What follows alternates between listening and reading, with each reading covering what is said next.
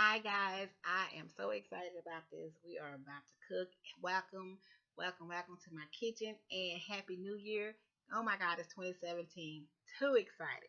Let's get Hi, started. Savvy, this is Sparkle, and welcome to my kitchen. As promised, I said I was going to start cooking with you guys. I do cook every day. I'm not sure if I'm cooking tomorrow, which is Monday, but we will see. It all depends on if they eat everything. So, let's get started. Today, we're going to be making my version of meatloaf. I have several, but today, this one I like to call like an old school kind of thing, just kind of hitting the basics. So, basically all we're going to do, first of all, you need a pan. In my case, I'm using a large thing of ground beef. It's about 5 pounds of ground beef in here. You can use ground turkey, whatever you want to use, but this is beef because I have gentlemen in my house and they eat everything. So basically, let's just say if you just got that tube, and that tube is about 3 to 5 pounds. It depends on what size you get.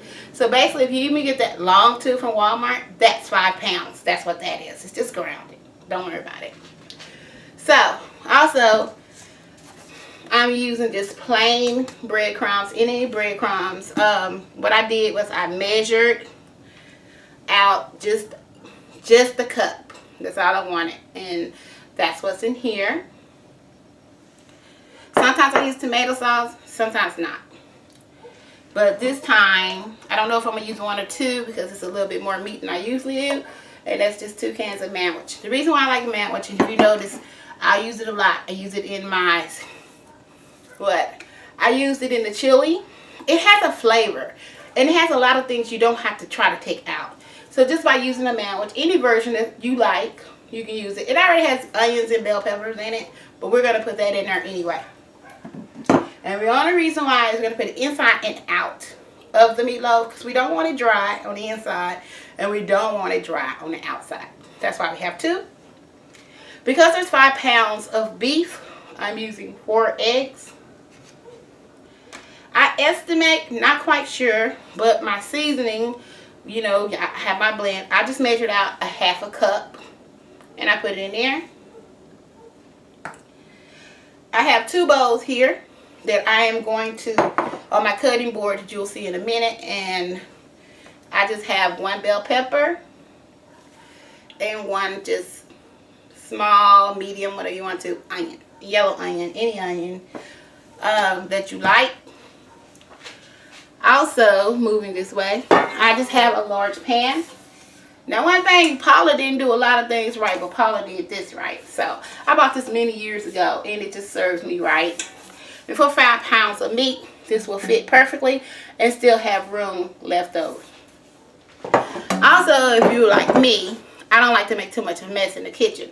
So, I always pick like a little container. This is the regular old Pyrex bowl. And this is where all my little excess of things to keep it from spraying all over. I use it like a trash. And then I just toss it later. So, move this. Also, I have a bowl. Just a regular bowl.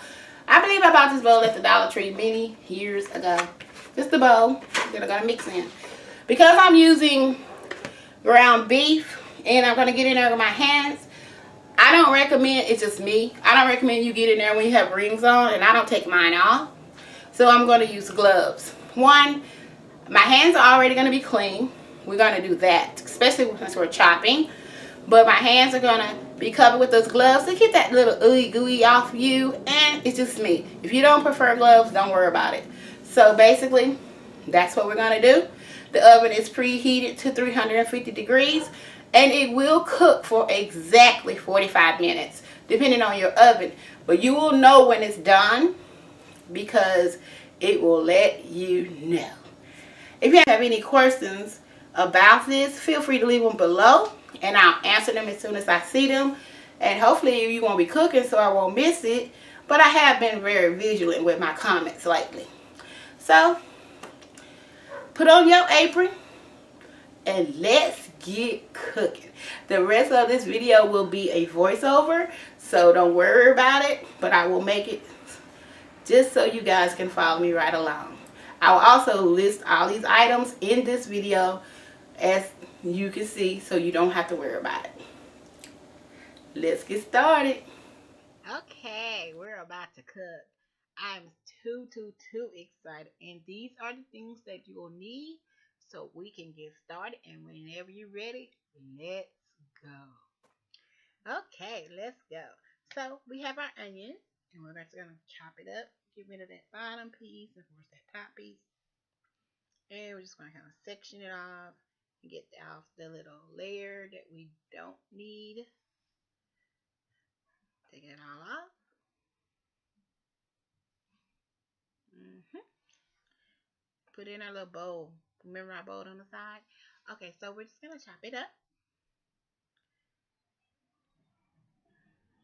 Give it a nice little chop and get it all diced up. Not too small, but not too big. We want to be able to see it in the meatloaf, but we don't want it to take over the meatloaf. But we are looking for texture. But also, guys, they do sell frozen and already diced onions, bell peppers, all kinds of stuff at Walmart and various other places. If you just don't feel like chopping or dicing, or it's just not your thing, sometimes I do that, and sometimes I don't. It all depends. But today we are chopping. Okay, so I'm using my little scooper device. Also, it has a blade on the end of it, and I bought this at Walmart some years ago, but they still have it.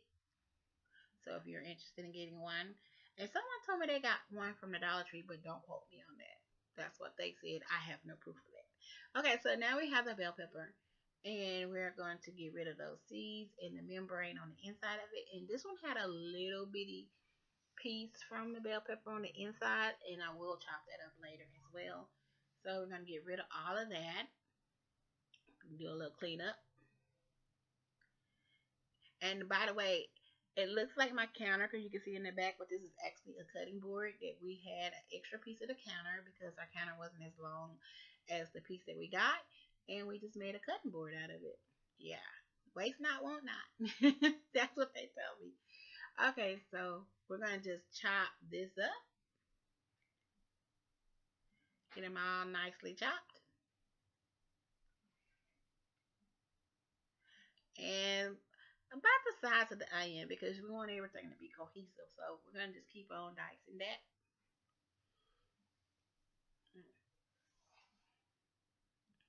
So we're at about one half of it done here.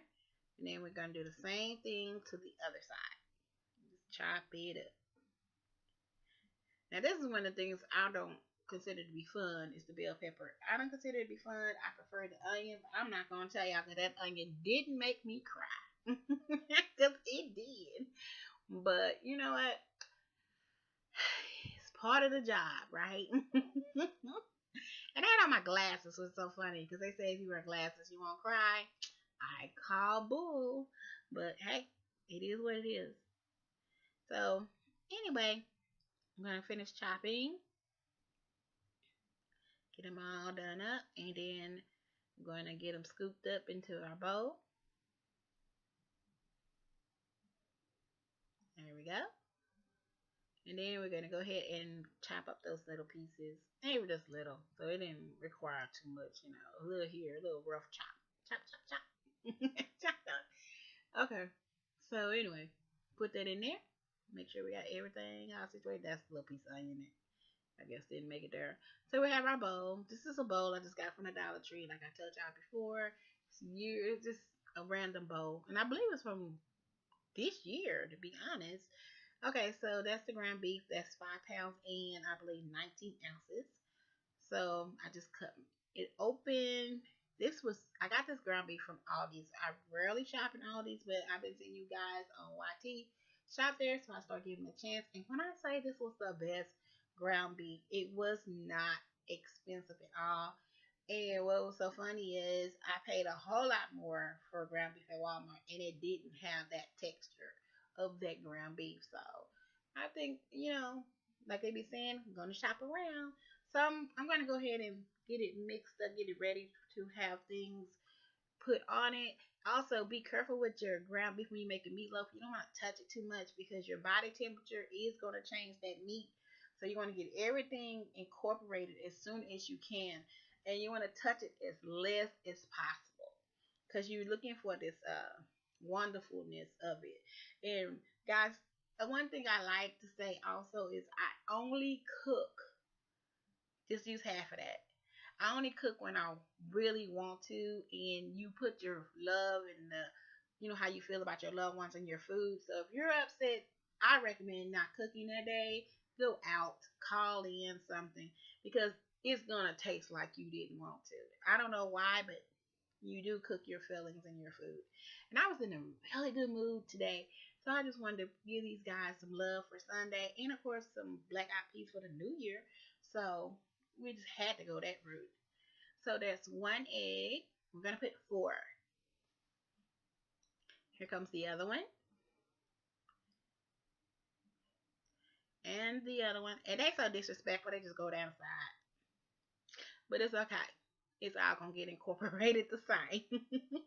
So there's the fourth egg. All right.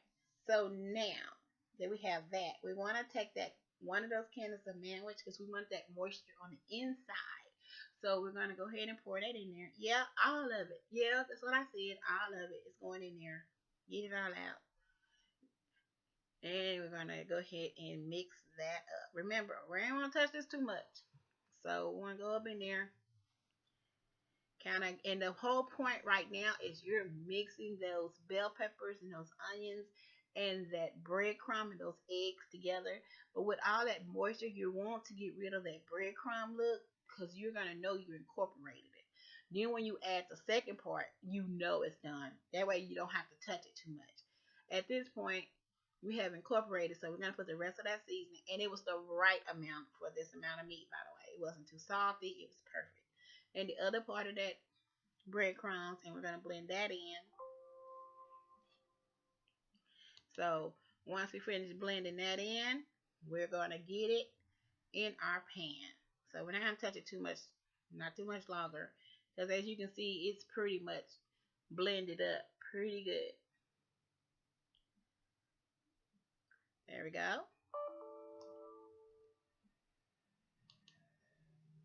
So you're going to get it in that pan, and we're going to start shaping it.